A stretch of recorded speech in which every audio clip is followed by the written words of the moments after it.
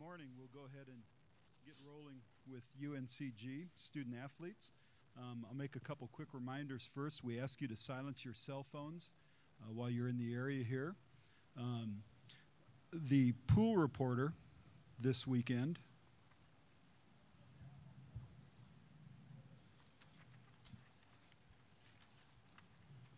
I have it, honest, is Adam Jardee of the Columbus Dispatch.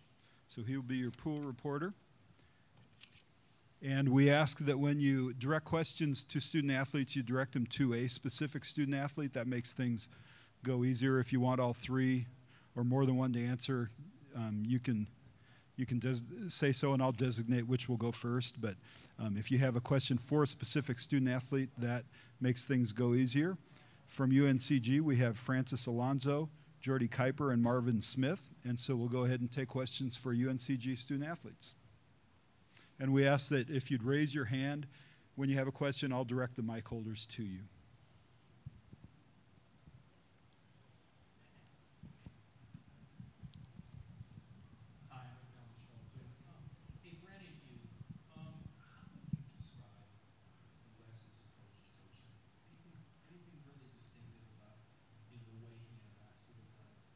Francis, let's start with you and then work down. Okay. So what? Yeah. Well, I can tell you, he's a really great coach. Our coaching staff has done an unbelievable job. Not only practicing in determined ways, but actually making us better persons, and in terms of how approach every practice and what type of mentality we have to have as soon as we walk in the court. But it's really helpful to have a coach, a really young coach, in this case as Coach Miller is, that has been in both sides, as a coach and as a player. And also, he play with a great program as UNC with the Tar Heels, and great coach Roy Williams. So that makes things easier. Jordy? Yeah, Coach Miller. I've had the pleasure of being with him for 5 years.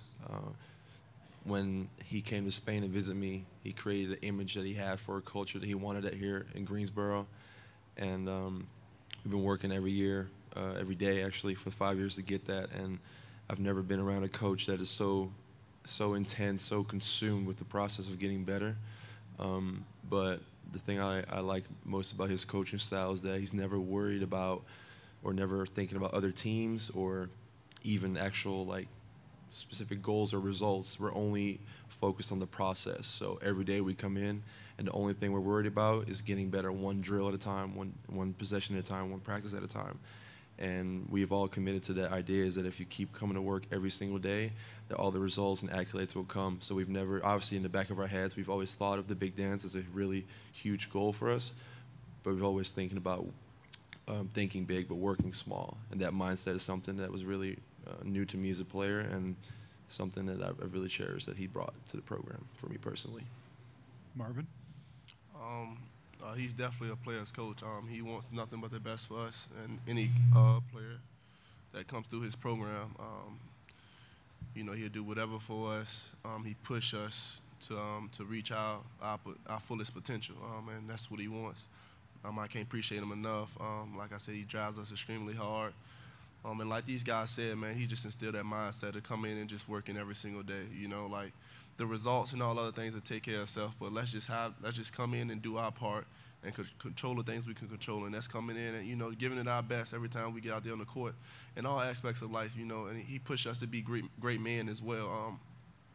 I know he made a promise to my mom that I will not only grow as a player but also as a man, and I can honestly say that in my time here at UNCG, him and the rest of the coaching staff have helped me grow into a better player and a better man as well.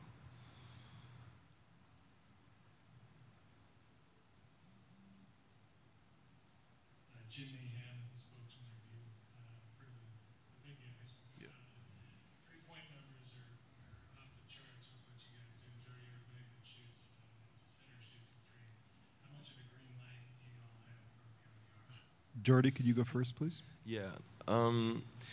Well, It's funny you say that. When I came here as a freshman, actually in Spain, if I shot a jumper, I had to run suicides for my team in Spain. So I'm really happy, special, proud moment that you say that I'm a three-point shooting center now. I'm happy it's recognized. But the big thing for us offensively in our identity is that we have incredible shooters. Right next to me, probably the best shooter in the country, the best shooter I've ever seen, for sure. But every possession, we approach it, I feel like somewhat differently than other schools, is that the only thing we're worried about is everybody on the team doing their job and working to get the highest quality shot every possession. We call it an A quality shot. And that can be a post-up, it can be a three-point shot, but our inside-out game is very strong. So if people like Francis, myself, or Marvin get a good look at a three, if we don't shoot it, that's when we hurt our team. So if it's a high-quality shot in the flow of our offense, we have to take them, and we will. And luckily, through the great confidence and positive energy that our teammates give me, we were able to knock those down. But it's all about getting a highest possible quality shot as a team every trip down on offense. Marvin? Like he said, we just commit to working together to get the best shot possible for the team. We all work extremely hard on that jump shots, to be able to shoot those shots. And, coaches and our teammates trust us. So, when we get open shots, we just knock them down. It's not necessarily no green light, so to say. But like I said, we just work extremely hard to get the best shot for the team.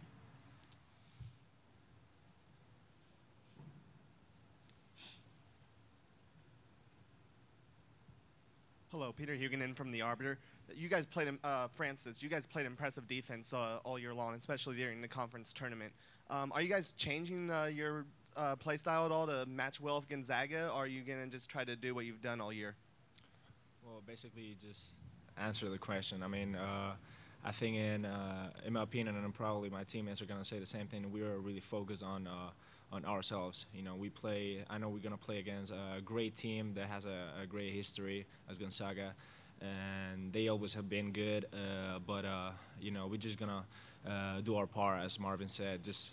It's nothing special. Of course, being here is a great goal that we always dream of, but now it's just time to put the work in that we've been practicing back in Greensboro, and just do our part. Yeah.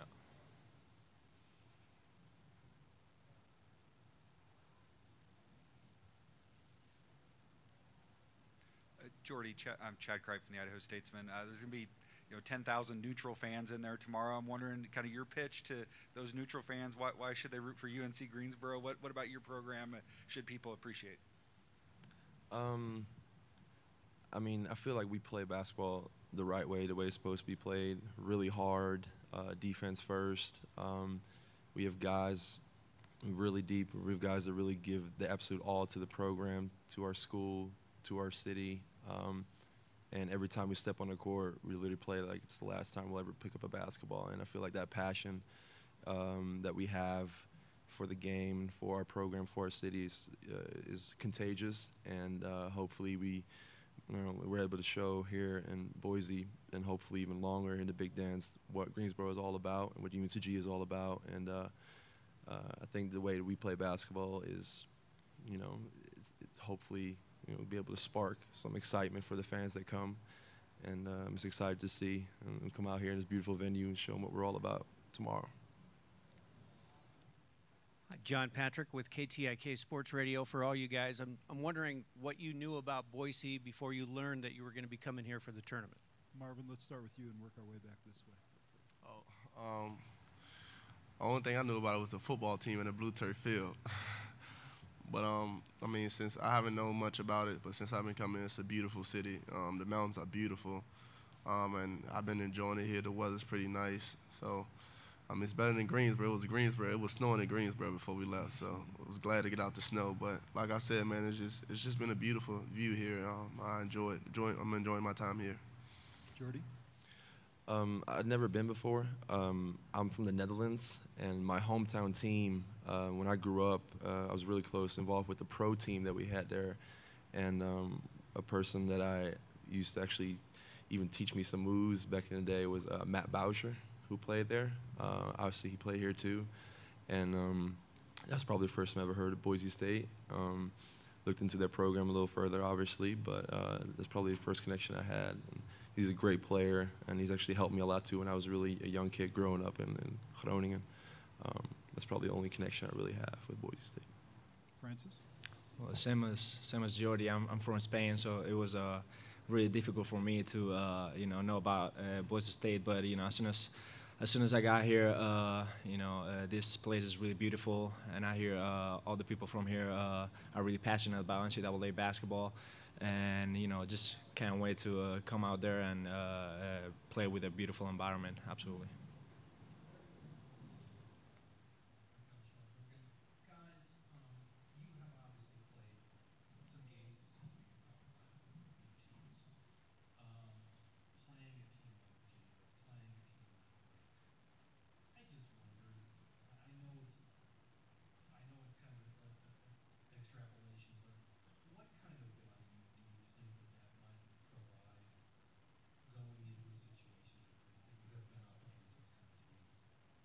Francis, you want to take this one? Yeah. Well, to be honest with you, I think a Virginia game really helped us a lot in terms of how to view how valuable was the defense and how much it does to the game. And I think my teammates are gonna agree with this. Since that game, we changed our mentality and how to approach our defense and how to approach every possession. And absolutely, that will help us a lot, at this time of the year, because all the teams we're gonna play here are gonna be top teams and probably gonna be really good defensive teams. So we just gotta match their level of defense. Jordy, do you have thoughts? Yeah, I mean, when we play in the SoCon, there's always certain weaknesses or little things that we can exploit as a team to have a little edge. But when you get to this stage, every team is so good all around, which only kind of to the previous question to piggyback off of that is that, they always say that what travels is defense and rebounding. That's been our identity all year. And to be honest, I really, when we're all committed and we're all talking and committed to getting one stop at a time, I'll take our defense to any team and towards any team in the nation. And I'm just very excited for the opportunity to go up against a great team like Gonzaga tomorrow and show them what that defense is all about. We have time for one more question. We'll go right here. And we'd remind you that the UNCG locker room is open. Brandon Walton, Idaho Press Tribune. A question for all three of you guys. I mean, kind of a two-part question. What's kind of your first memory about seeing Gonzaga kind of play basketball? And with them being a mid-major and you a mid-major, is this kind of a great opportunity to kind of go against a program, and are they something that you kind of strive to be? Marvin, let's start with you. I just remember Gonzaga basketball. They always been a good team. I mean, I follow college basketball since I was young, so just knowing them always be a good team. Have pretty good guard play and bigs that can shoot the ball pretty well and versatile. Going against them, it's a good opportunity to establish ourselves as a program. Like you said, they are a mid-major program who had success over years and established themselves as a powerhouse mid-major team. And that's something that we working to build here at UNCG. So, it would be a great opportunity for us to, get this win and start to establish ourselves as a mid-major program. Jordy? Yeah, what he said, Gonzaga is basically like an almost ideal blueprint for what a mid-major program tries to achieve and aspire to be. I really like that matchup too, because obviously we're maybe a little younger in that regard, but that's obviously what we're striving towards. So I think it's a great opportunity for us. I feel like we're both really tough teams, great rebounding teams, all around strong defensive teams. So I feel like it's going to be a war out there, and I feel like we're ready. I'm sure they're ready too, so I'm excited. Francis, do you have thoughts? Yeah. I know a lot about Gonzaga. One of the reasons why is because one of my good friends were back at home. Domas Sabonis play here, and we are still in a really good relationship. We're still in contact, and absolutely, we talked about in this program having adversities and opportunities, and I think we have a great opportunity in front of us to show what we are about. All right, thank you guys. We'll go ahead and dismiss the student athletes, and we'll have Coach Miller up here in just a second. Thanks, guys.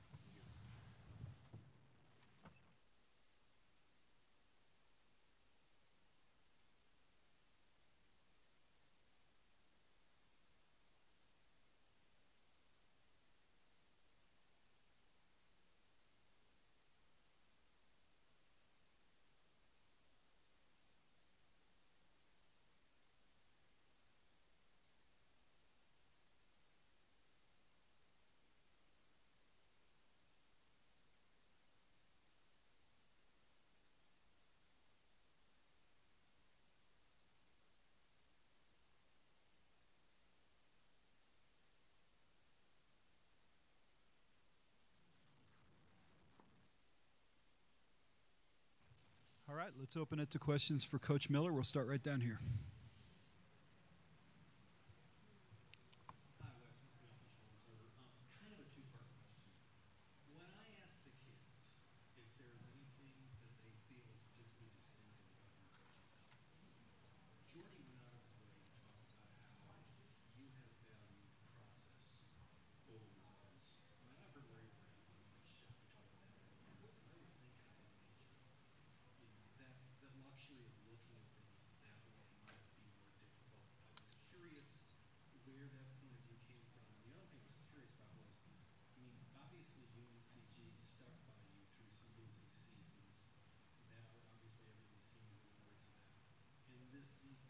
College basketball, I wondered how rare you felt that experience is. I think it's a great question. You know, early on, we really struggled my first handful of years, and I think as a staff we were trying to figure out who we were as coaches, you know, what our values were as a program, and that process kind of led us to the idea that we wanted to base everything around the idea of growth. And you come in our practice facility, it says it on the wall on a big banner, you know, just growth one at a time. And we just talk about that term a lot. Let's just be a one-at-a-time program, one drill at a time, one practice at a time, one lift at a time, etc. And I think we're fortunate that we have a group of guys now that have bought into the process, as you mentioned, and the idea of just trying to get better one day at a time. I think we kind of got to that through some of the trials and tribulations early. So that's kind of how we developed that type of a mindset. But I don't think we'd have any chance to see if we could execute it or not without leadership that would allow us to work through it. And I think that's really unique now in 2018 in college athletics, to have people stick behind you. You know, 3 or 4 years ago, there were a lot of questions as we go out recruiting and things of that nature if we'd have a job the next year. We were trying to defend that we would still be there, and our athletic director, Kim Record, always stuck by us. We've had 2 chancellors since I've been the coach here, Linda Brady being the first one and Frank Gilliam the second one, that have always kind of stuck by us. So I think that's kind of the ace in the hole of why we're here today, because people have been willing to give us a chance.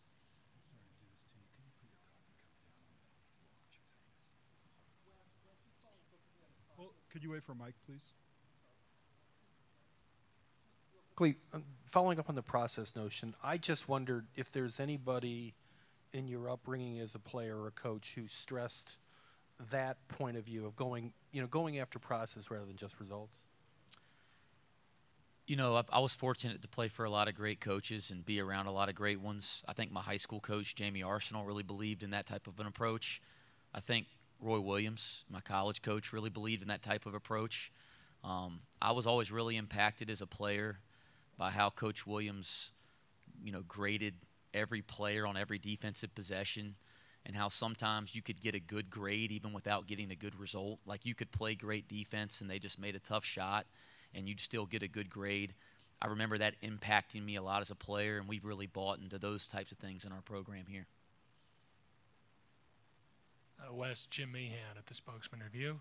I don't know if any of you guys have NCAA tournament experience as players, but I know you and your staff do. Is that anything you worry about or anything you talk to them about to try to have them be able to handle this type of stage? Yeah, no, none of our players have been in the NCAA tournament, and none of our staff have coached in the NCAA tournament, with the exception of Kyle Bankhead, who's our director of operations, who had that experience at San Diego. So this is really new for all of us, even for those of us that have played in it as coaches. You know, the first thing we try to do is just balance the idea of really enjoying this moment. I have great lifetime memories of playing in the NCAA tournament. I want our players to have those same type of experiences, but also to kind of stay true to who we are and what our values are, and that's a team that's prepared every single day, that's come in the gym and try to do our best to get better one day at a time, and hasn't been afraid of any type of moment. Some of the experiences that we've drawn on to you know, obviously it's not the NCAA tournament, but you know, we played some really tough non-conference games. We played at Virginia earlier in the year. I think we learned a lot from that. We played in the NIT last year at Syracuse, in a game that was nationally televised, and that was a big moment for our program in its own right. So I do think there's some experiences, even though they're not NCAA tournament experiences, that our players and our staff can draw from.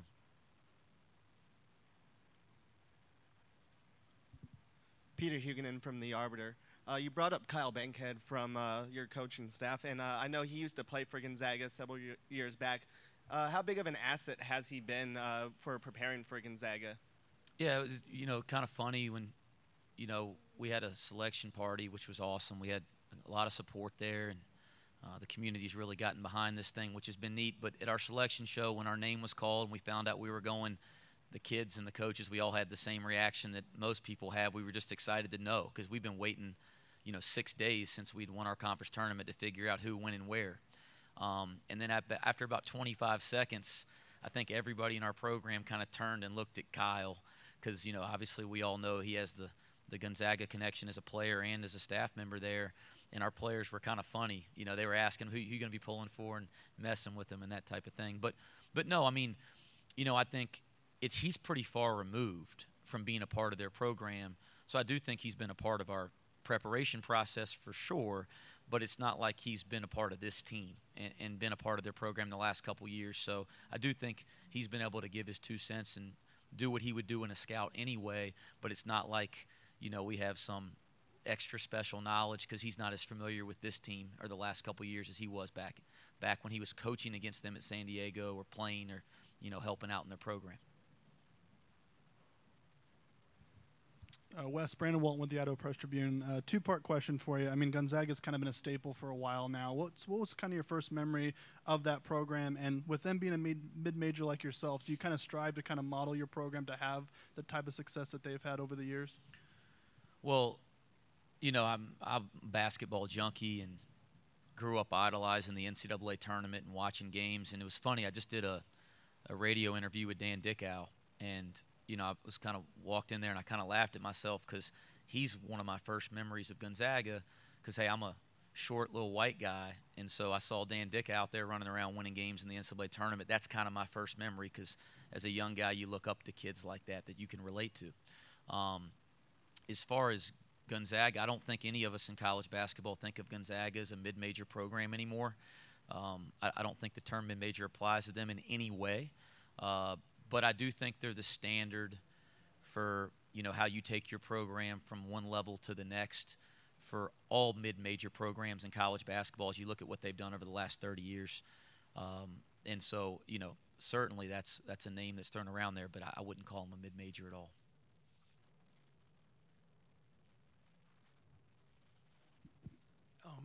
Wes, you guys, you scheduled Virginia, you scheduled Wake this year. Jordy talked a lot about how valuable a learning experience having to play Virginia early in the season was, and he thought that it really had tumble-down effect all through the season. I know Bob McKillop, in a similar situation, has really aggressively scheduled in the past. I wondered how conscious a decision that was on your part in playing Virginia and playing Wake to get these guys ready for what might be down the road. Couple things. Really interesting that you brought up Davidson, because they were in our league when I was first got the head coaching job at UNCG, and we took some lumps to them like everybody in the Southern Conference. But we really did look early on at how they scheduled, because I think they have a really unique scheduling philosophy if you look at it. And so we have talked a lot about them as we scheduled. As far as the experience, we've opened up the last 2 years with Virginia. So our first game the last 2 years was – 2 years ago was Virginia at our place, and then we opened up in Charlottesville this past year. I don't think there's any game that we've benefited from more than that game the last 2 seasons, because we've used that game to go to our players and say, hey, did you think it was hard to get a good shot? And without question, they say yes, because it's so difficult against them. And then we've gone back in the film and showed them why. That they're so consistent every possession. They're always in the right place on every possession. Their communication is elite. They do the little things and that type of nature. So we've learned a lot from that Virginia game, and we've used it as a teaching tool, even though it hadn't been a whole lot of fun to get our tails kicked. But I do think as a mid-major school, those tough road games early in the year against elite programs, I think you can gain confidence from them if you have success. Like our win in NC State really gave us confidence moving into conference play that we could kind of play with anybody if we played and approached it the right way. Or you can really learn from them if you struggle. And I think of Virginia in that way, you know, that we really learned a lot from that game the last 2 years, even though we didn't have a whole lot of success. Wes, this is obviously an opportunity to put your program in the spotlight a little bit and introduce it to a lot of people that don't know a lot about UNC Greensboro. What do you hope people take from this, or what do you want people to know about your program as they get a chance to see it? Yeah, thank you. You know, we're basketball junkies, you know, and we've been fortunate now that we have a locker room full of guys and a staff full of guys that are just nuts about basketball. That's not always the greatest quality, but it's true. You know, I don't think our wives and families always appreciate how locked in we are to hoops. We're gym rats and basketball junkies first. I think we really, really value competitive junkyard dog type of guys, whether it's staff or players. And I think this year you can see that when you watch our team play that, you know, we're not perfect by any stretch. We're not as consistent defensively as I'd like us to be, even though we've done some good things. We've been really up and down on offense, but we've been a team that really values competing and really values sticking together and fighting through adversity. So I hope people see our grit and our toughness and our togetherness when they take the floor, and I hope people realize that we're just a bunch of guys that love hoops.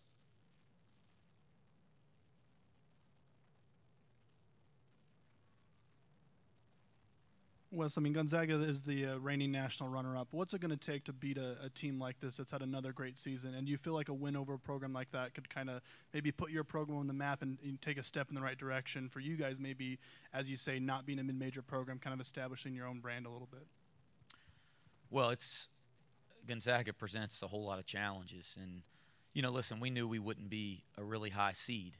So we knew whoever we played would be a great program. When Gonzaga came up on the screen, you go, okay, they're not just good, they're great. They, like you mentioned, they played on the last day of the season last year. As we've dove into the scouting report to really break them down, you start to see why. I mean, they are as consistent on both ends of the ball as any team in college basketball. I want to say in offensive and defensive efficiency, they're the only team in the nation ranked in the top 20 in both. They have very few weaknesses. Their size at every position, their skill level at every position, that'll be something we haven't seen in a long time, maybe since we played Virginia, just the size and skill set, and that was a long time ago. So it's going to present challenges that we're not accustomed to. We know it'll take like a tremendous Goliath-like effort, but I don't think we're afraid of the moment. I think we have tremendous respect for who Gonzaga is and how good they are. We know how difficult it'll be, but I do think we have a bunch of guys that are excited for this moment and excited for the opportunity.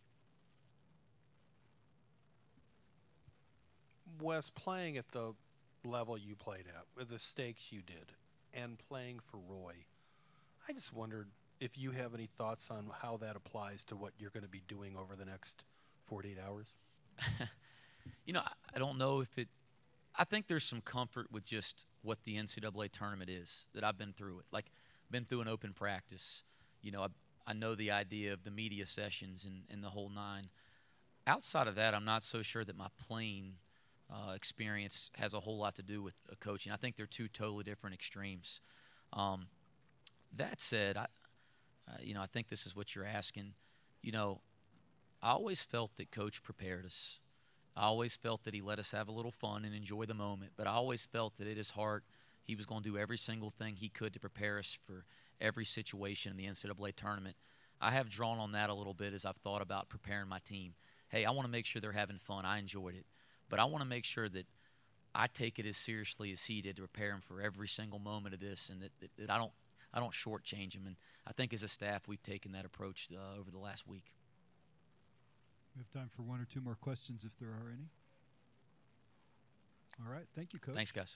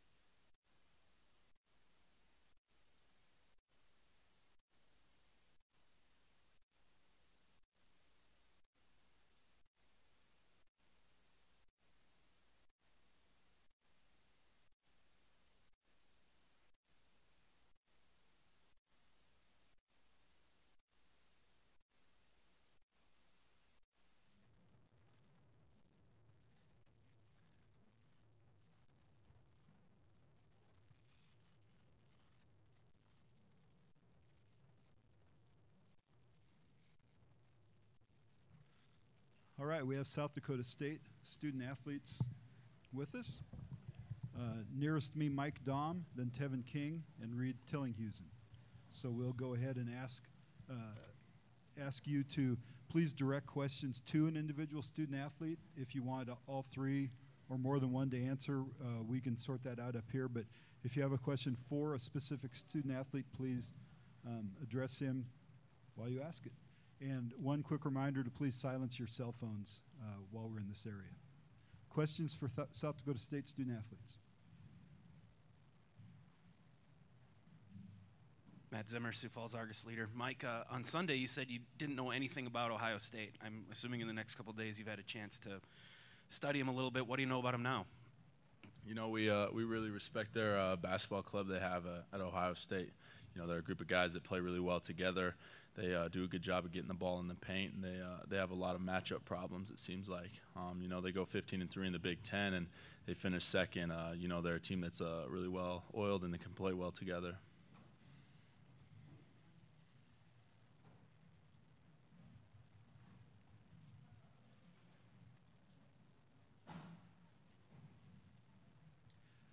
For Mike and for Tevin, you guys have done a really good job taking care of the basketball this season, and I know you both play different roles on the team, but you both played an integral part in that. Why have you done such a good job of not turning the ball over this season? How do your strengths play to something like that? For myself, I understand that in order for this offense to be as great as possible, you can't turn the ball over. We got such terrific scorers, Mike Don, Reed, and David Jenkins, that just getting the ball in their hands and making sure they get at least a shot attempt is the best thing for this team.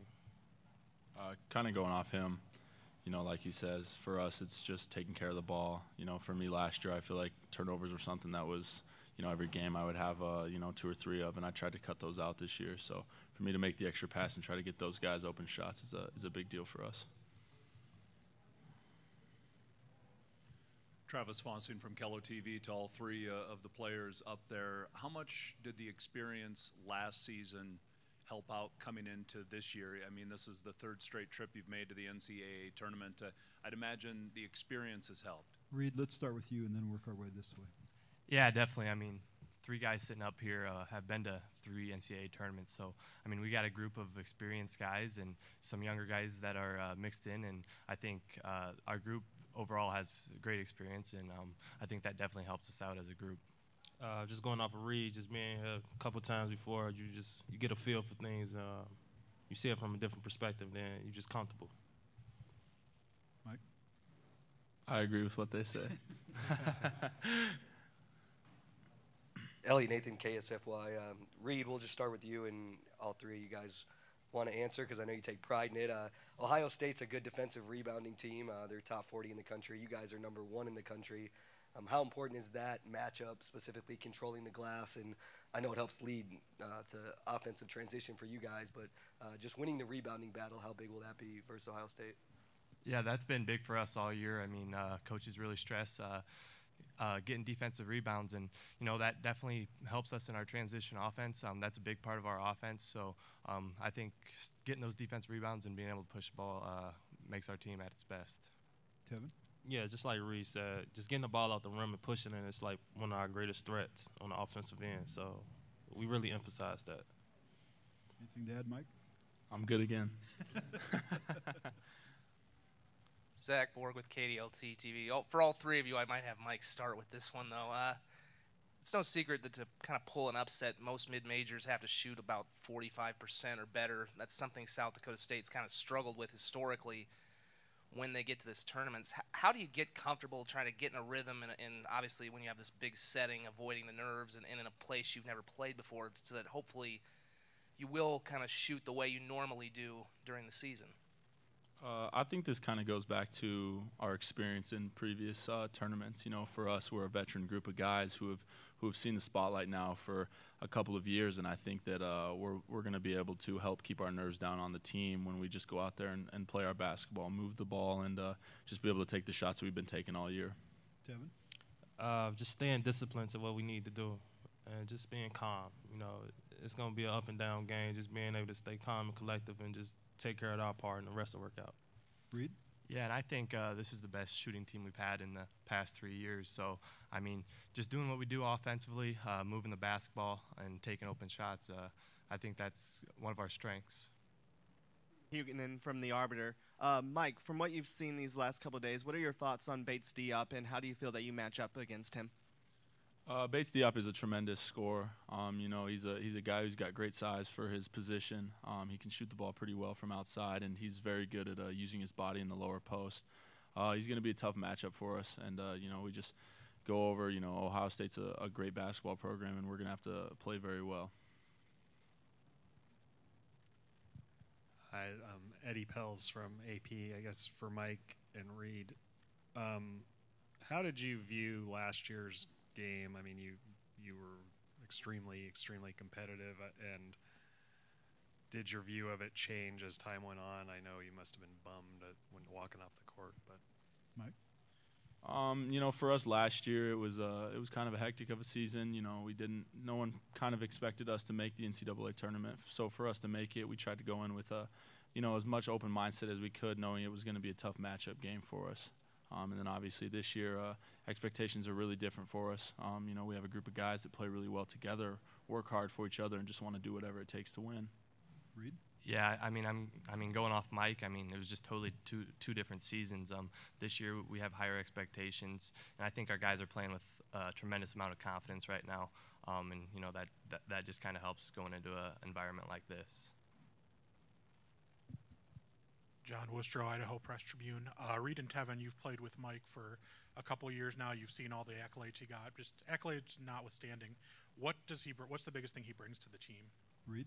I mean, it's just his leadership. I mean, obviously he's a great basketball player, but you know, he's there messing around with everyone, goofing around. I mean, he's just a great person, and that just kind of what leads to you know, everyone liking him, and you know, we're just so happy for him. How many accolades, how awesome his college career is going so far.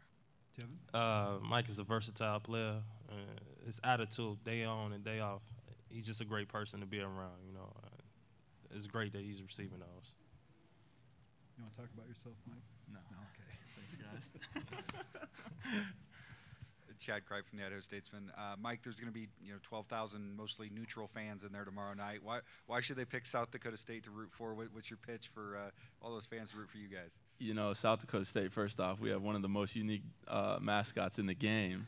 So everyone should see that and be like, I want some Jackrabbits to win. But no, they're going to see just a really well-oiled ball club. You know, when we go out there, we just have fun on the court. We play for each other.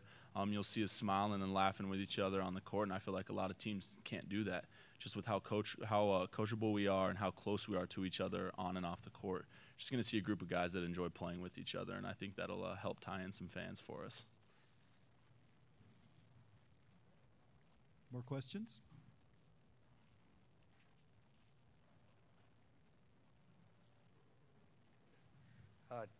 We talked about that. This is your third straight year. This is for Tevin. Why is it so important that, you know, it's no longer good enough for you guys just to get to the NCAA tournament and for you guys to bring that first win back to Brookings, or potentially even more than that? But why is it so important to get out of the first round finally and put this program on the map? I think we owe it to ourselves that at least we can get this type of win. You know, we worked really hard from the past couple of years. We grew as a team, and we grew ourselves, and just getting this type of win would be phenomenal for us in this program.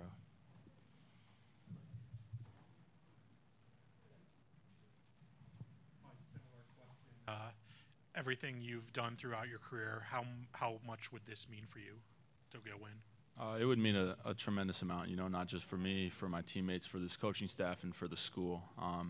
You know, for us, it seems like years in the past, if you win your conference tournament and you get that automatic bid, then it's like, oh, that's considered a good season. But going off what Tevin said, you know, we owe it to ourselves. We're holding ourselves more accountable because we want to be able to come to the NCAA March Madness and make some noise and get a win. Anything more? All right, we'll.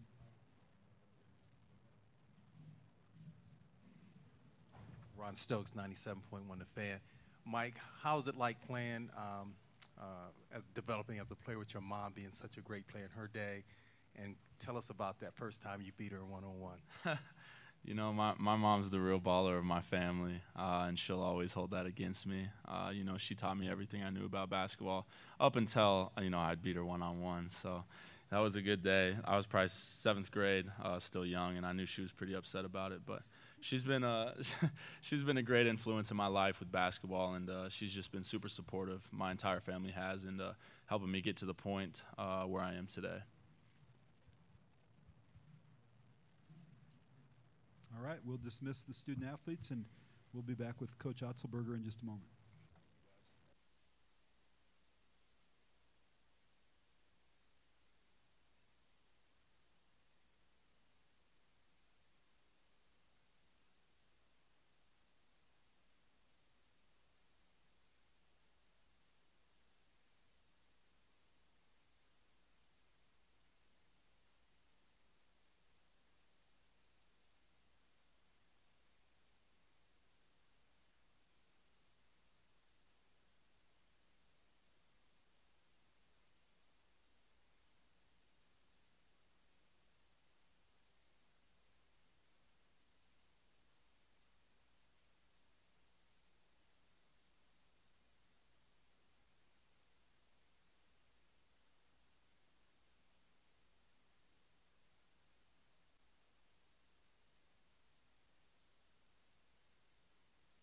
Open it to questions for Coach Otzelberger, and we'll ask to please raise your hand, and we'll send a mic holder to you.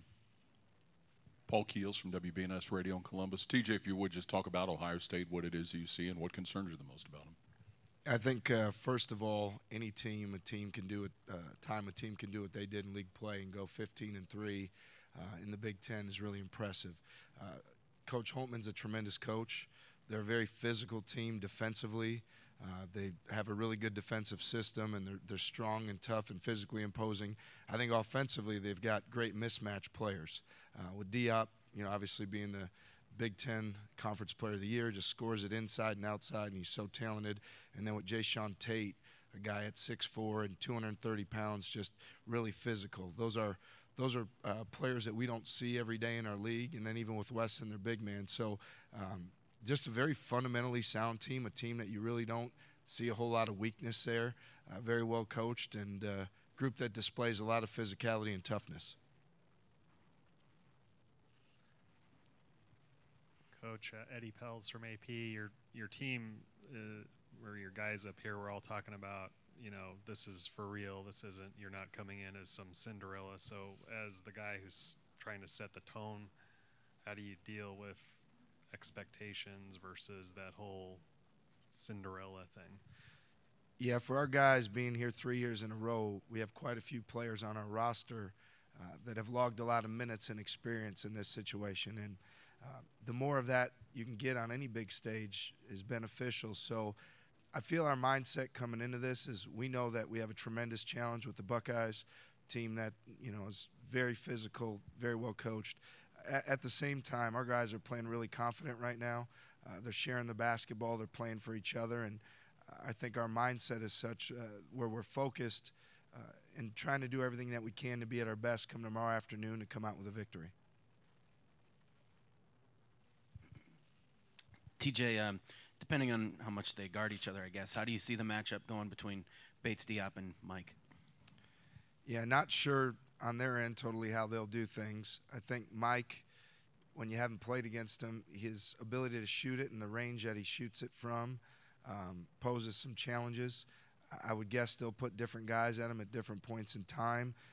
Where Mike's been successful is he tries to determine, or we try to determine, where he has the best advantage, whether it's in the block, on an isolation, on the perimeter, and trying to do what we can to take advantage of that. So I think you're dealing with two guys, both conference players of the year, both very versatile, both can score inside and outside.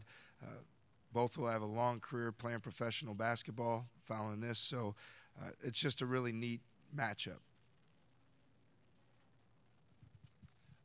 Coach, obviously this is a chance to expose your program, your school, to a lot of people that don't know a lot about South Dakota State. I'm wondering kind of what you would want people to know about your program and your guys as they get in this position.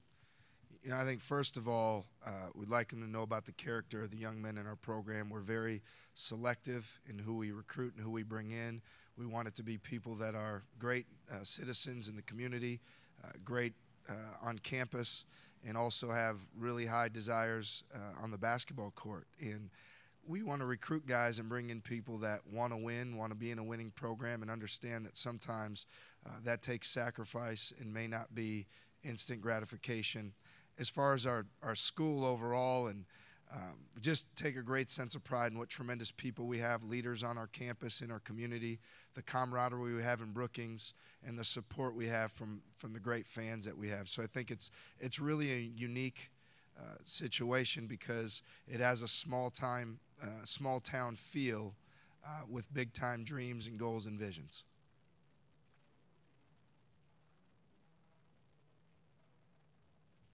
Coach, when you recruited Mike, what did you see in him, and did you see him being as successful as he is today? You know, I wasn't here when they recruited Mike, but what Coach Nagy, the former head coach, had told me is that they saw a skill set with him and his ability to shoot it with size, the size he had. At the same time, when he got here, it wasn't like things just took off from the start. He needed to get in great shape. He needed to get a lot stronger. He needed to improve on, played with a really high base so he could get moved all around. And I think that first year they redshirted him not knowing, you know, what might come from it. And I think to Mike's credit, his work ethic, his character, and his natural ability, he's put those things all together to develop at such a rapid rate since he stepped foot on campus.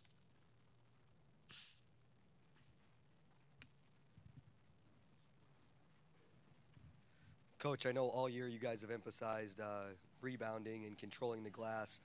Number one in the country for your program, Ohio State's top 40. Is that something that you've emphasized even more this week, how important the matchup on the glass will be? Or if not, what do you think will be the biggest or one of the biggest pieces of the matchup on Thursday?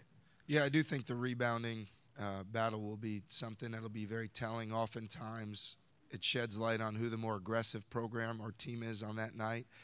For us, on the defensive glass, it's really important because we like to get out and transition and go, and you need to make sure you're finishing plays on the boards to ignite the break.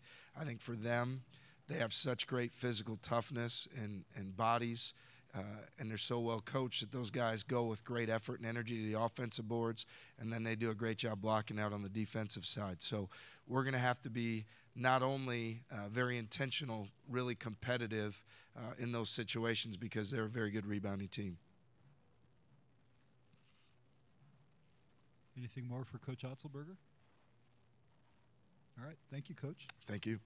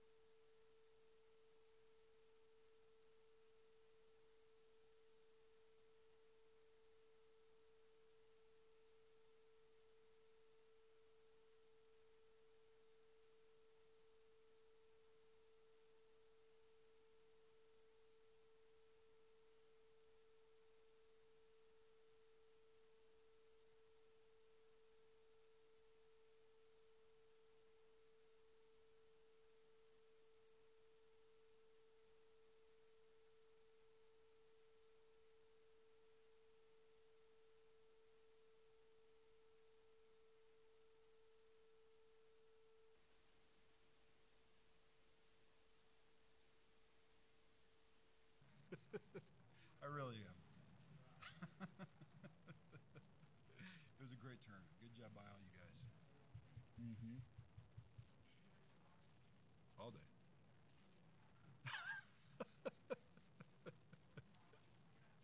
Yeah. Oh, I know, the TOC. You poor people.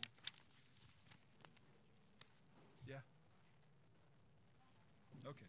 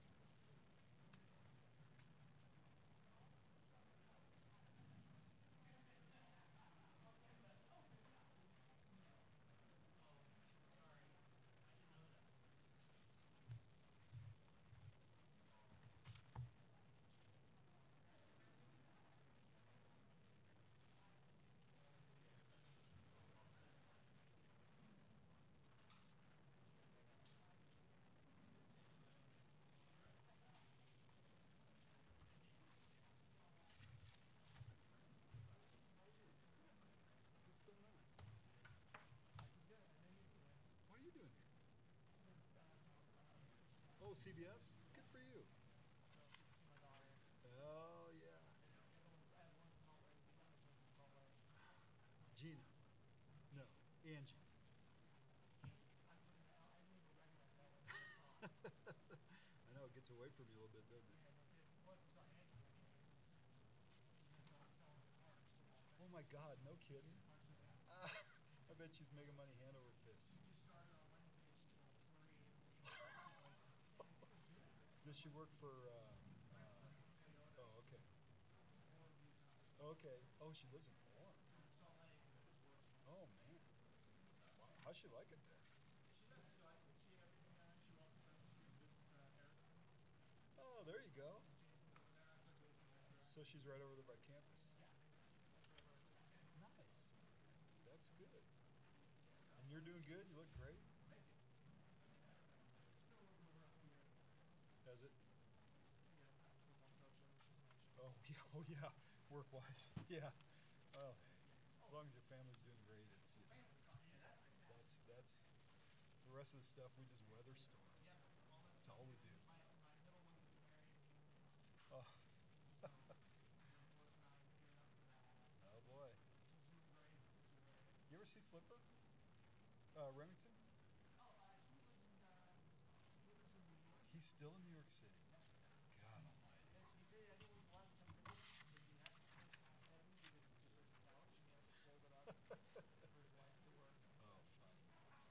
Oh, fun. Yeah. That's hilarious. Oh man, he's the best. Yep. That's right. No kidding. He's a good set of ears. That's right. Yep.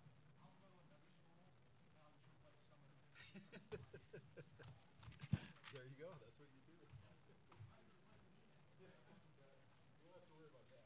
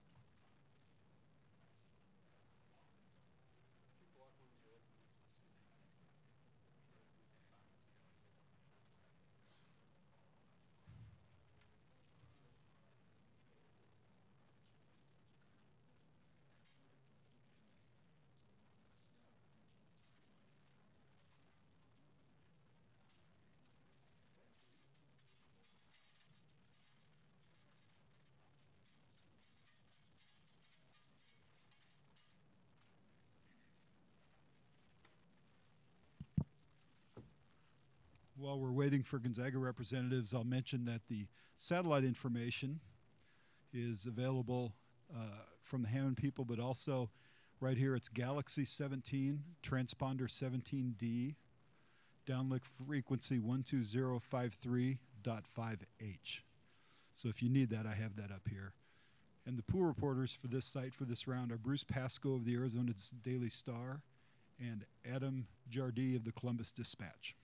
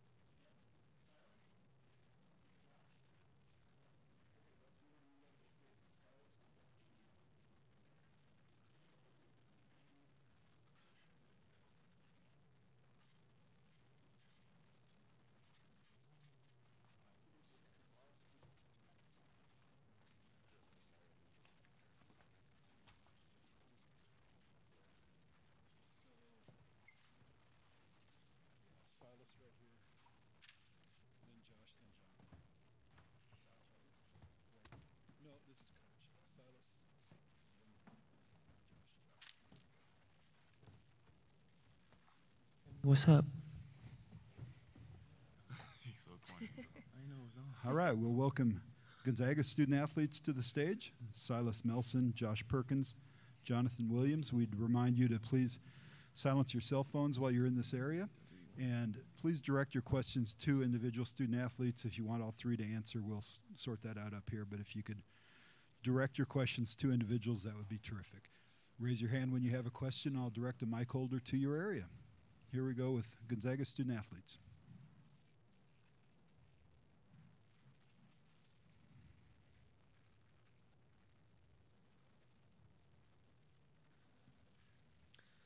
Jonathan, from what you've seen of UNCG so far, what are your plans on how to break their press and speed up the game from the slow tempo they like to play?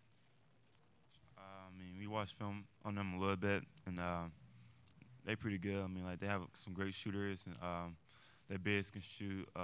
Lonzo, he can shoot the ball extremely well. And as far as they press, just try to break it and just try to start offense right away. Don't hold the ball. Let them set their defense back up. Once you break the press, just keep attacking, you know. So. Josh is a guy who's a vet and been around the program. How have you seen it maybe even grow in the couple of years that you've been there? And what do you think maybe is next for Gonzaga? I mean, I wouldn't say I'm a vet, but thanks for giving me that title. But now I just feel good being with guys like J3 and Sai up here. We've got a little bit of experience, even with Tilly, Rui, and guys like Snacks who didn't get to play. So I mean, we got experience on our team. But as far as that, just knowing that the little things matter in March. So just preaching that to the guys, where it's taking a charge, diving on the ball, or even just simply just coming down with rebounds. So just the little things that matter in March. So just getting that message across to the guys is real important during this month.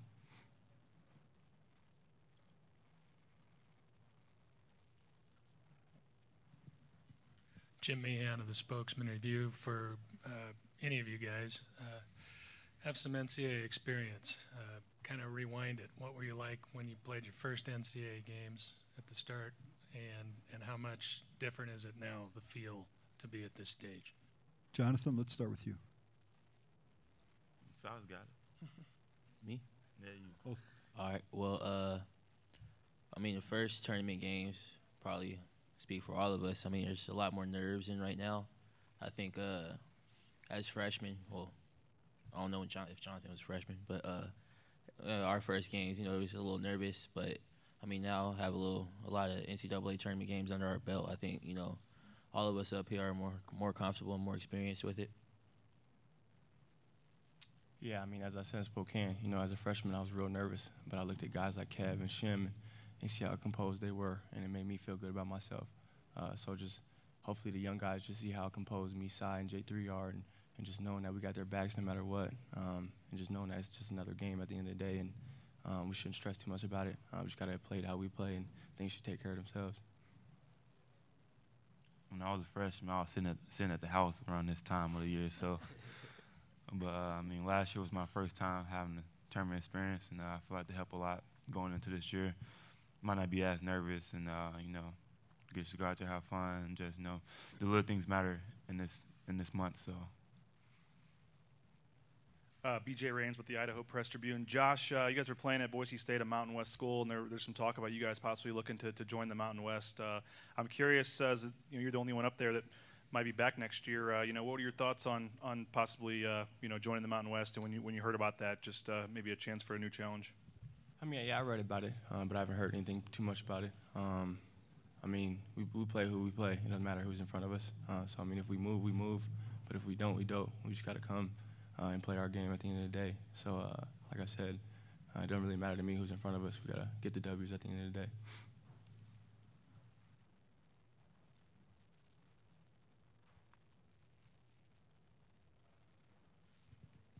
This is Eddie Pels for AP. I'd put this to all three. You, for being so close last year, is that something that stuck with you through this year, or was it something that you had to erase and just start over?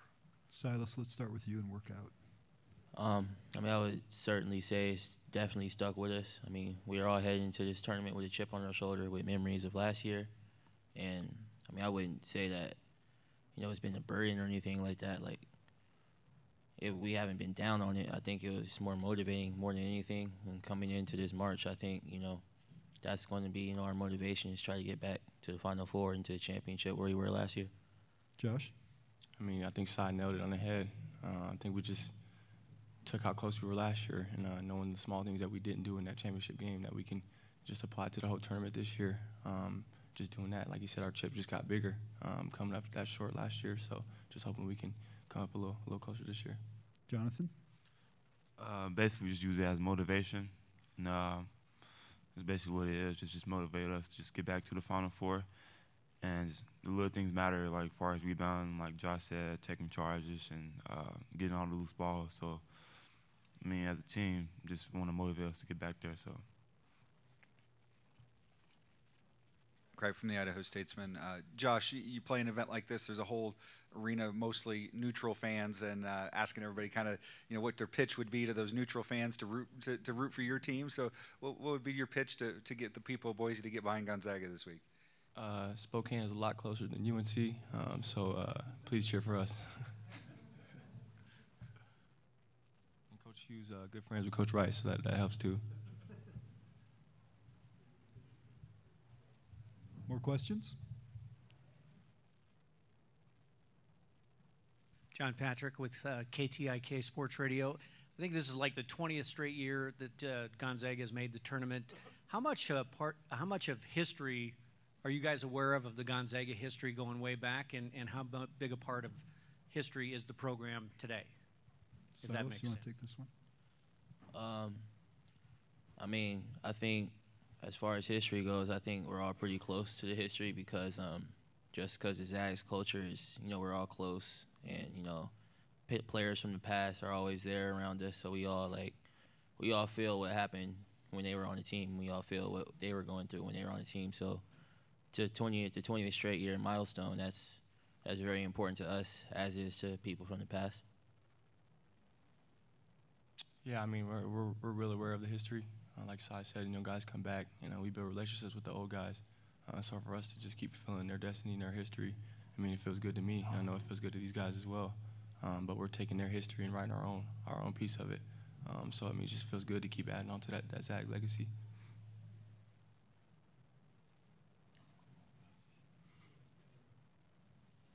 This team is kind of known for their defense and the pressure full court. Have you guys seen something similar, and how do you attack this defense? Silas? I would say, I don't know if it's at a high level, but Villanova put a little three-quarter press in, and they were, they're obviously top 5 in the country, so they're really good at it. But that's probably the closest thing I could think of right now. Yeah, as I said, Villanova this year. Then obviously we got some experience playing against West Virginia last year. So we've been pressed before. It's just our job to take care of the ball. As J3 said, getting the offense a little earlier. As soon as we break the press, rather than setting up and calling a play, we just got to play. And so I think we'll be in good hands.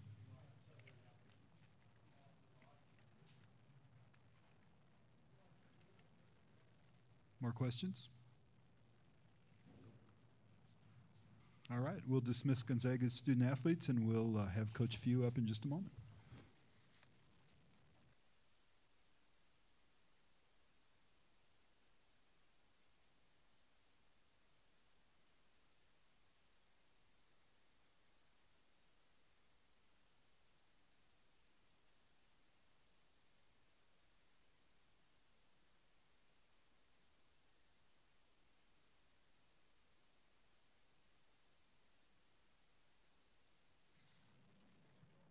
Until they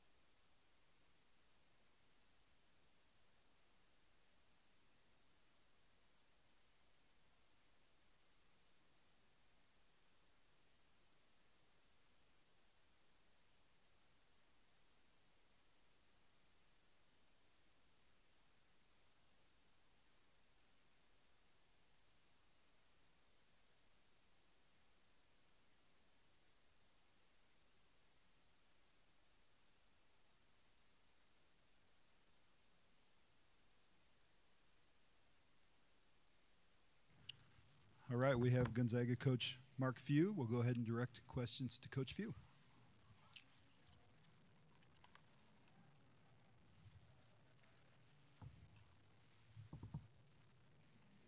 Coach Eddie Pels from AP. The big picture question, how much of a challenge for you has it been to keep last year as a little bit of motivation versus erasing the slate, realizing you have a new team and going on a new journey? I mean, I don't know that we erased anything. I mean, I think it was important to be able to draw off of last year, whether it was a journey. You know, we had almost an undefeated regular season, and just you know, the way we handled things. But this team's just different, you know, and I think at times I needed to take a step back and be fair to them. I was holding them to a standard of last year's team, and it's, again, it was probably very unfair for a couple months there, and I think I reached the point in January, February, just kind of back off a little bit and let them be who they are, and they've definitely thrived with that.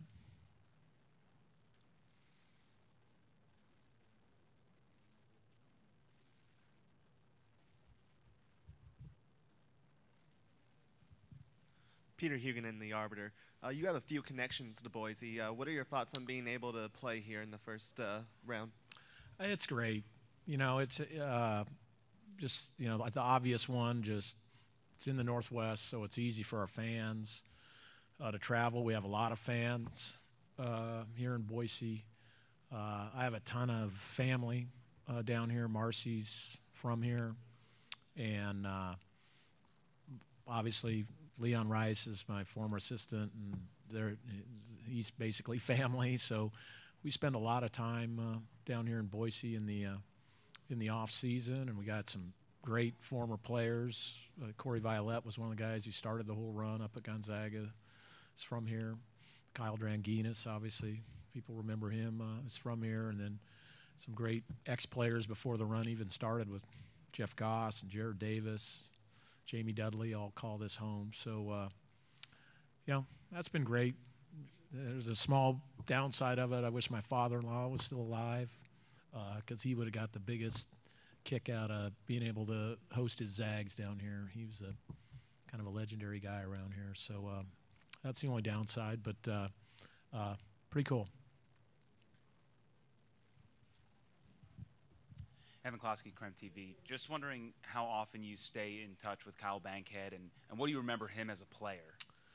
I mean, Kyle's, you know, obviously close with several of my staff members. They were in the program together. So, but, you know, he's stopped in a lot over the years and you know, hung out, watched practice. Kyle was one of the all-time great Zags, man. He embodied everything our program's about. He was incredibly hard worker, incredibly driven, selfless, would do whatever it takes to win. And he was just one of those guys. If it meant a charge or meant getting 8 rebounds at 6'1" and could barely touch the net, I mean, he'd do that. And then he'd also wasn't afraid to step up and make a big three. He did that numerous times for us. So, yeah, it's crazy how it comes full circle, but I'm happy for him. He's in the business again, and looks like it's going well. You mentioned the connections to Boise. Obviously, there's been some reports recently about the Mountain West and Gonzaga, and just curious from, you know, talking to Leon, he said he thinks you guys would be a good fit in the league. But from your perspective, where have the discussions come from, or why do you think that might be a possibility where you guys would be a fit in that league? Oh, I don't want to come in the league. I don't think we could beat Boise, man. Leon's got it rolling down here. He's had a great run, and they had a unbelievable year this year. I marveled at the job. Not only that he did, but his players did. The year Chandler Hutchinson had, they've done such a good job developing him, and some of the crowds he got here were phenomenal. And look, we've been talking to a lot of people, so this was the one that I guess leaked out. Somebody leaked it out, and you know, I've said all along we're going to do what's best for Gonzaga and the program moving forward. So, you know, whatever that means, it's not something we're going to spend a lot of thought on this week or hopefully for a while. But, you know, after the dust settles down, Mike and I and President McCullough will figure out what's best for Gonzaga, and we'll move from there. John Huang, Nola Media. Mark, you mentioned the fans. The word on the street is that there are a lot of Gonzaga fans making it into Boise. For those of us not familiar with your fan base, how would you characterize Gonzaga fans, and how important have they been to the success of the program? What does that exactly mean, word on the street? Like, oh, there you go. Okay, I got you. Yeah, yeah. Very loyal, extremely loyal. I'd like to think unconditional with their love and support for the Zags. That's what's made the job so special. But yeah, I mean, it's a very strong fan base. I mean, I don't know if you were in Phoenix last year, but I mean, I think we had probably the biggest collection of fans down there out of the 4 teams, and even when it ended up with us in Carolina at the end. So, but we have a lot of fans here in Boise too. I mean, like I said, I spend a lot of time here in the off season, and I'm constantly running into people that are huge fans of Gonzaga, and so I think I'd expect nothing less. Mark, now that you know your team has made it to a national championship game, it's consistently in the NCAA tournament. You know, what do you personally see as kind of your vision for what the next step that your program can take? What is kind of your ideal where this program goes from here? I mean, I've always just been just to stay in growth mode. You know, we just got to keep growing, and we got to keep not staying still and or being content or happy with where we're at. And I think this year's a product of that. The fact we won 30 games, winning 30 is really, really hard in college basketball. And to do that, you know, with the schedule we playing in the PK 80 and some of the other non-conference games we had.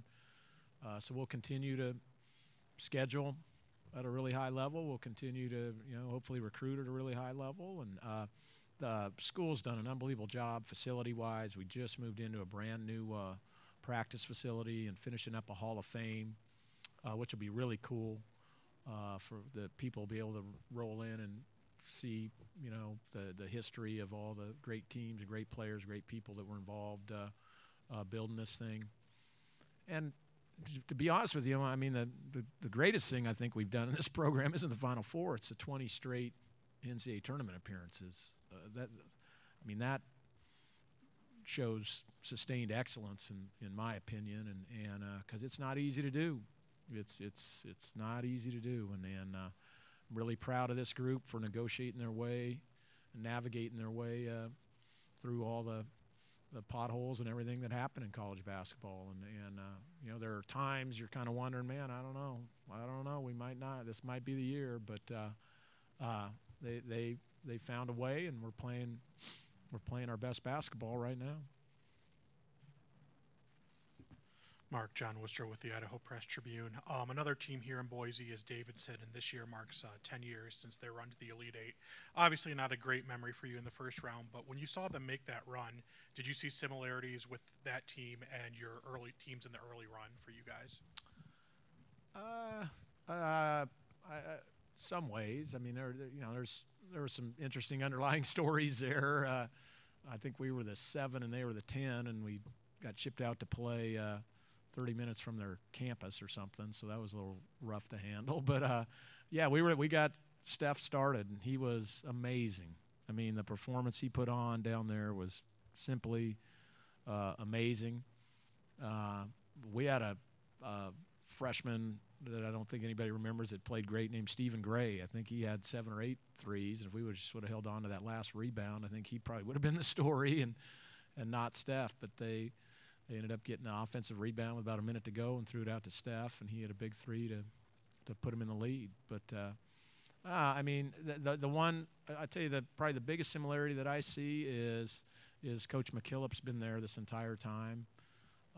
So they've been able to build their culture and having continuity like that, much like we have.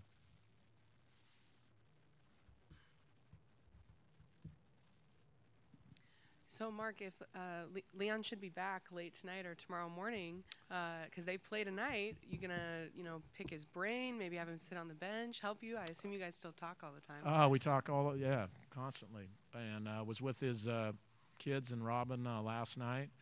So yeah, I don't know if he'll get back tonight. I'm assuming hopefully if they win, they'll move on to St. Mary's. But no, constant contact with him. Just seriously, I can't tell you how impressed I am with what he's been able to build down here, and he's moved those guys from the WAC into the Mountain West, and done just a great job of making them, right up at the top of the heap there. I know he's really disappointed that it didn't turn out the way they hoped, but I mean, I see things from a bigger picture. Just how consistently good they've become, filling the stands here, which isn't easy. And things like that, how they recruit, who they're getting, stuff like that.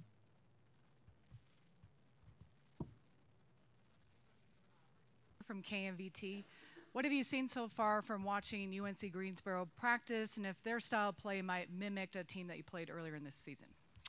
Well, I haven't got to see them practice. Hopefully they haven't been watching us practice, but we'll have to check and see if Kyle's got some camera up in the McCarthy Center they put in there over the summer.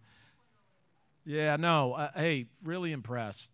And again, I'm impressed. I hate to be redundant, but anytime you see, I think people see these seeds, and then you got to just put those aside. I mean, 27 wins is 27 wins. And I think you can tell a lot about a team when they win the regular season and they win the conference tournament. I mean, that's a team that has a lot of winning qualities about them. Obviously the guard Alonzo is really dangerous. He's got his hands on the ball a lot and makes a lot of plays, scores it, facilitates. It's really crafty.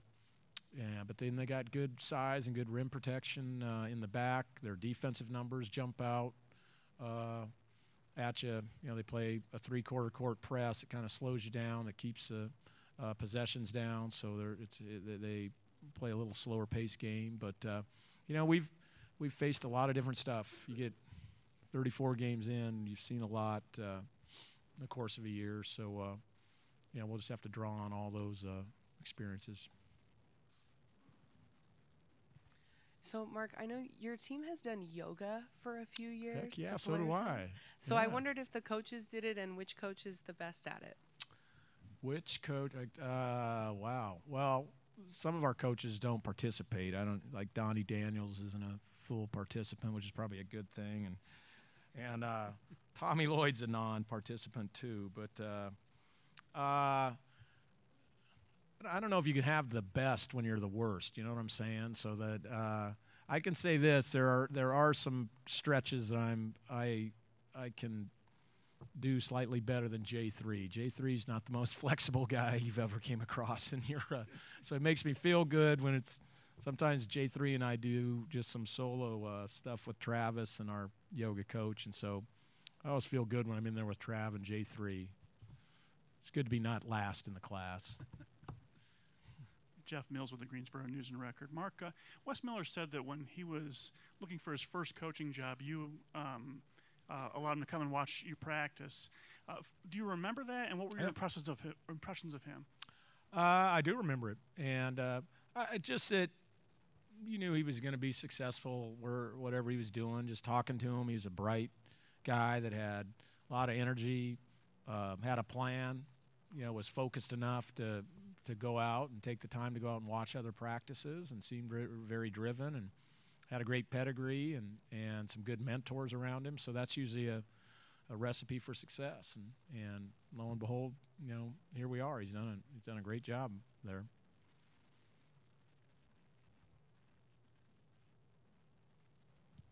Chad Cripe from the Idaho Statesman. Mark, as you've built this program over the years, what are the things you've tried to instill as kind of the things you want to be known for, or want your team and your players to be really good at? Just what they are. I mean, I think if you ask anybody from Spokane, they know our guys just aren't basketball players. I think they're great mentors in the community for young kids, and I think people respect the fact that our guys, are of high character and value being a student athlete. I think that's a little bit under that term, and that idea or ideal is a little bit under assault right now on the national level. But I can tell you, in our program, it rings true and is legit. And I hope people, after they watch us and see how we, interact on the floor, off the floor, that they say it's a first-class program, because that's what we want people to think. Mark, on that note, that it's under assault a little bit, have you thought at all about what you would like to see change? Hey, look, the biggest thing is that I think the idea that this is a systemic problem across the board is just a misnomer. I mean, there's obviously some problems within college basketball, but there's problems within everything that's that big, whether it's our federal government or professional sports or anything. So I think we need to take some proactive steps to help right those and make them better and adapt probably the model to more reflect what's going on in society, and then also kind of reflect that maybe not all 350 of us are the same. I mean, there's certainly a lot more things and needs and options and whatever for my guys, and there is some of these schools that haven't had the run Gonzaga's had or Carolina's had or some of us. So I think we need to probably not treat everybody the same that way. But at the same time, and this tournament's going to show like it does every year. I mean, the college basketball and this tournament, I think, are the greatest sporting event our country has, and it'll prevail like it always does. There's already been a ton of great games this year, and so we need to make some tweaks. We need to open our mind to them, but I don't think we need to overreact. And I think we got a lot of people. I've said this about some of the more high-profile people that are commenting on it. They're extremely well-intentioned but misinformed with some of the things they're throwing out there. Anything more for Coach? All right, thank you, Coach. Good. Yep.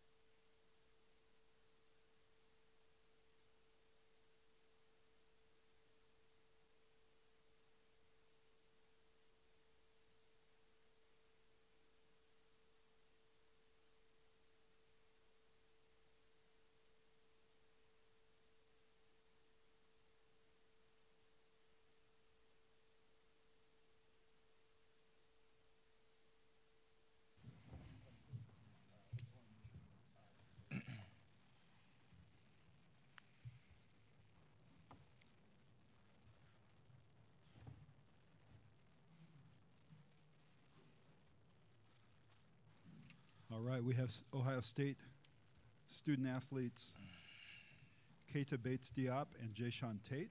And I'll give you the standard reminders here that our pool reporters for this site this round are Bruce Pasco of the Arizona Daily Star and Adam Jardee of the Columbus Dispatch. Satellite coordinates Galaxy 17, transponder 17D, downlink frequency 12053.5H. And a reminder, please silence your cell phones in this area. If you have a question for student athletes, please raise your hand and I'll direct the microphone holders your direction. And we'll go ahead and start with questions for Ohio State student athletes.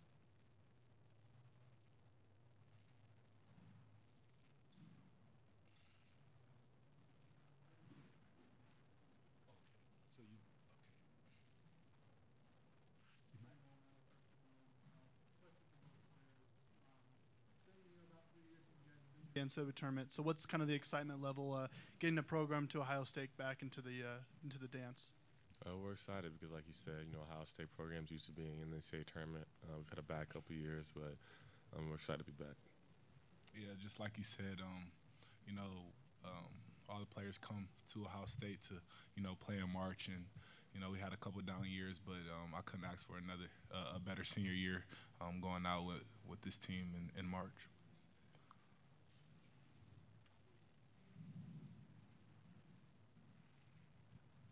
Peter Huguenin with the Arbiter. Question for Bates-Diop. What have you seen from Mike Daum so far, and what are your thoughts about matching up against him in the first game? He's a very good player. He's big and he can shoot the ball, and it makes him hard to guard. And we watched obviously a lot of their games and clips on him. He's a very tough matchup, a good player.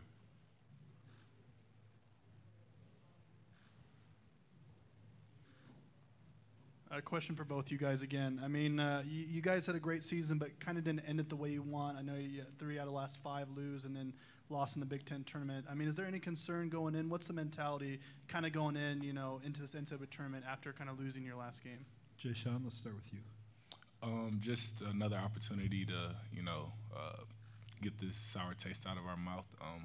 Throughout the season, we've shown what it takes to win, and we've shown what happens when we don't do those things, we lose. So I think just our ability to, focus on what got us to, be number 2 in the Big Ten, finish off the regular season, and focus on that and just try to pay attention to coaching and scouting, and that's going to be the best thing we can do in this matchup against a very good team. Keita?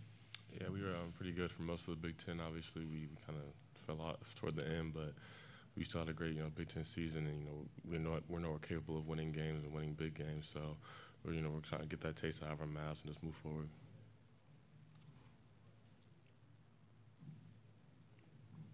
Marco, right here.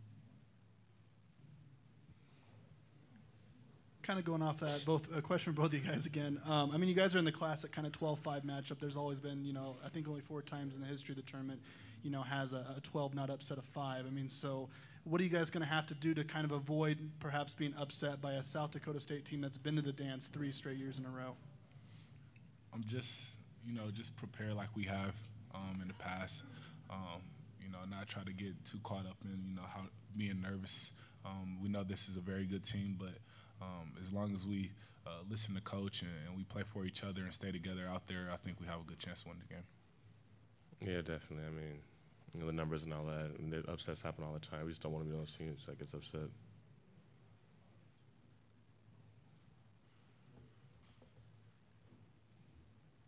More questions for Ohio State student athletes? All right, we'll dismiss these 2, and then we'll wait for Coach Holt.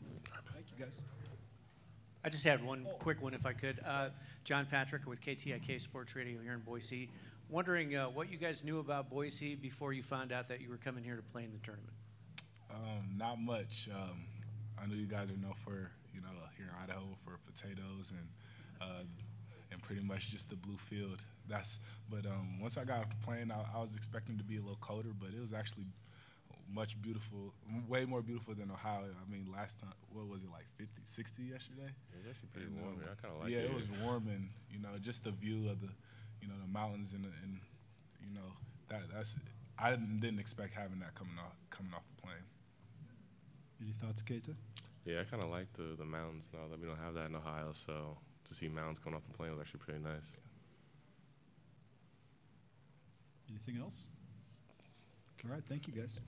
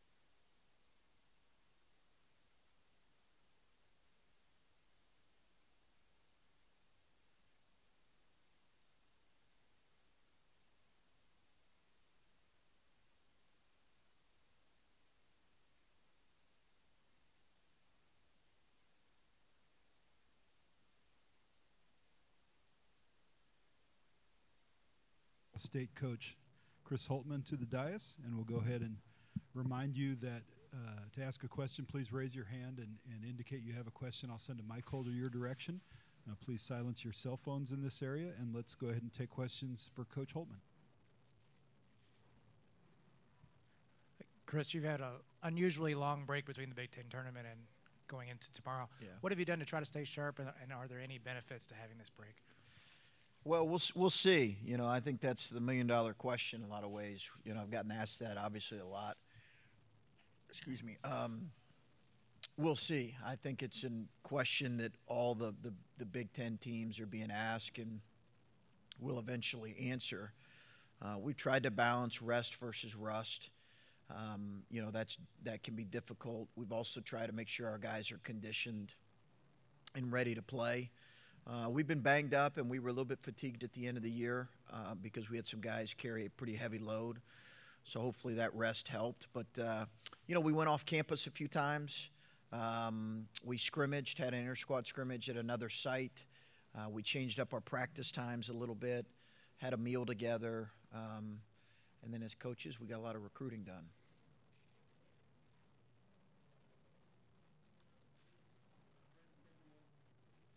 Walt Nido Press Tribune. You know, this is your first year, Coach. Just, you know, what was kind of your thoughts heading this season? Because Ohio State hadn't been to the dance in 3 seasons. So did you kind of feel some pressure kind of taking over a program that had missed out on the dance a few years? Yeah, I mean, as a coach, you always feel, I think we all put tremendous pressure on ourselves. I think what we felt as a coaching staff, if in terms of pressure, was we wanted our upperclassmen, our seniors, to experience this tournament. It's a really unique thing that we're playing a team that's in its 3rd straight NCAA tournament, and we only have 3 returning players that have played in an NCAA tournament game versus a team that's got quite a bit of experience. So I think more than anything, you just really wanted it for your older guys that haven't tasted this incredible tournament maybe as much as we would have liked for them to. So if there was any pressure, that's what we felt. Obviously, we understood there were relatively low expectations for us early. Our guys answered the bell and put us in this position to do this, and you know, hopefully we can make the most of it.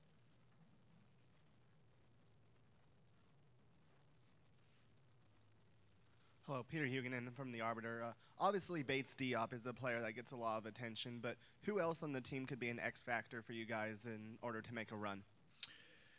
Well, I think, you know, our sole focus is on tomorrow, not anything else. And I think that you know, probably the guys that are always at the top of the scouting report for us are Bates Diop, as you mentioned, and Jayshawn Tate. I think when we have played well and had success, our guards have played well for us. C.J. Jackson, Cam Williams, Andrew Dockich, those guys have played well for us. So they're going to need to. Listen, I think we're playing the best team that I've played in the opening round as a coach. So we're going to need those, you know, we're going to need a lot of good stuff from a lot of guys.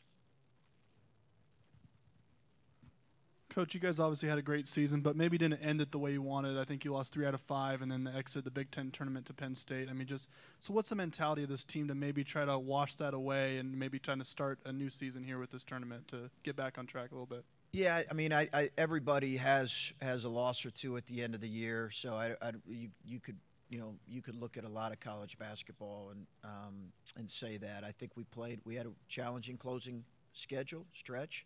I don't think our guys were deterred by that by any stretch. We obviously you want to stay in this tournament as long as you can, and that's what we're trying to do. But I don't sense that they're fragile. I think they've got great respect for who we're playing, and we had a great closing win in the regular season. And obviously get bounced earlier in the tournament than we wanted to, the Big Ten tournament. But I think our guys are in a good place, and we know we'll need to play well.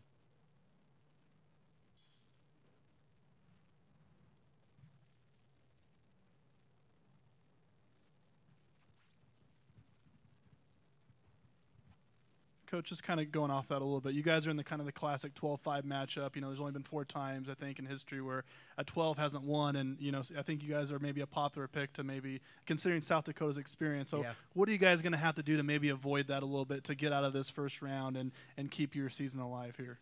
I mean, I get it. I think that I understand why people are picking them a lot. They have a pro. They have great experience.